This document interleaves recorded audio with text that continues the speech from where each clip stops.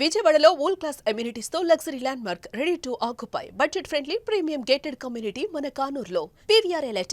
Russia నుంచి oil కొంటుంటే Bharat పైన America ఆంక్షల సమరం నడిపిస్తుంది. కానీ ఏకంగా రష్యన్ కంపెనీనే ఇప్పుడు భారత్లో ఆయిల్ స్టోరేజ్ పెడితే ఆయిల్ ఉత్పత్తి అంటే ముడి ఆయిల్ని తీసుకొచ్చి ప్రాసెస్ చేసి సప్లై చేస్తే ఏం జరుగుతుంది, అది ఏం జరుగుతుంది అనేది తర్వాత. కానీ కాకినాడ తీరంలోకి ఒక రష్యన్ ఆయిల్ కంపెనీ పెద్ద ఎత్తున పెట్టుబడులు పెట్టేందుకు వస్తుంది. ఇది చాలా ఆసక్తికరంగా మారినటువంటి వార్త. ఇది ఇక్కడ చూస్తే కనుక ఆ కంపెనీ పేరు గ్యాజ్ప్రోమ్. ఈ సంస్థ ఇప్పుడు ఆల్రెడీ రష్యా నుంచి పెట్రోలియం దిగుమతులు, ముడి చమురు దిగుమతులపైనే భారతదేశం ఆంక్షలు ఎదుర్కొంటుంది. ఈ కంపెనీ ఇప్పుడు ఏకంగా కాకినాడ తీరంలో ఒక ప్లాంట్ పెట్టాలని చెప్పని $600 మిలియన్ ఇన్వెస్ట్మెంట్ పెట్టడానికి రెడీ అవుతుంది.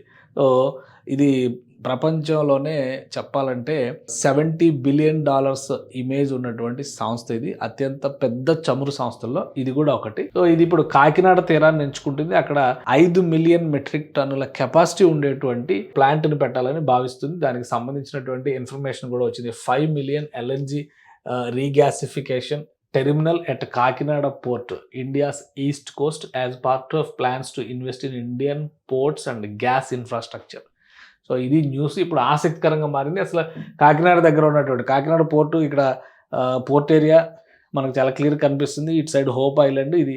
సో ఇక్కడ రిఫైనరీస్కి స్వర్గధామం, ఓఎన్జీసీ, రిలయన్స్ లాంటి సంస్థలు ఆల్రెడీ ఇక్కడ ఆపరేషన్స్ చేస్తున్నాయి. ఇప్పుడు గ్యాగ్స్పోర్ కనుక వస్తే ఈ సంస్థకు సంబంధించినటువంటి కెపాసిటీ గ్యాజ్ప్రోమ్ అనేటువంటి సంస్థ రష్యాలో టాప్ కంపెనీ. అంటే మనం భారత్ పెట్రోలియం, ఇండియన్ ఆయిల్ ఎట్లా చూస్తామో అట్లాంటి కంపెనీ కింద మనం చూడాల్సి ఉంటుంది. లొకేషన్ వైజ్గా అయితే కాకినాడ అనేది కూడా ఫిక్స్ అయిపోయిందని చెప్పని అన్నారు. $600 మిలియన్ ఇన్వెస్ట్మెంట్ని రెడీ చేసుకుంటుంది ఈ సంస్థ. ఇక ప్రపంచవ్యాప్తంగా దీనికి ఉన్నటువంటి ట్రాక్ రికార్డ్ ఒకసారి మనం చూస్తే కనుక ఈ సంస్థ హెడ్ క్వార్టర్స్ ఇది ఈ రేంజ్లో ఉంటుందన్నమాట. దీనికి సంబంధించినటువంటి దృశ్యాలు. సో ఈ సంస్థకి సంబంధించినటువంటి ప్రతినిధుల బృందం ఆల్రెడీ భారత రాయబార కార్యాలయం, అంటే ఇంకా చెప్పాలంటే మన ఫారిన్ మినిస్ట్రీతో కూడా అన్ని రకాల ప్రపోజల్స్ ఫారిన్ మినిస్ట్రీ ముందర పెట్టింది.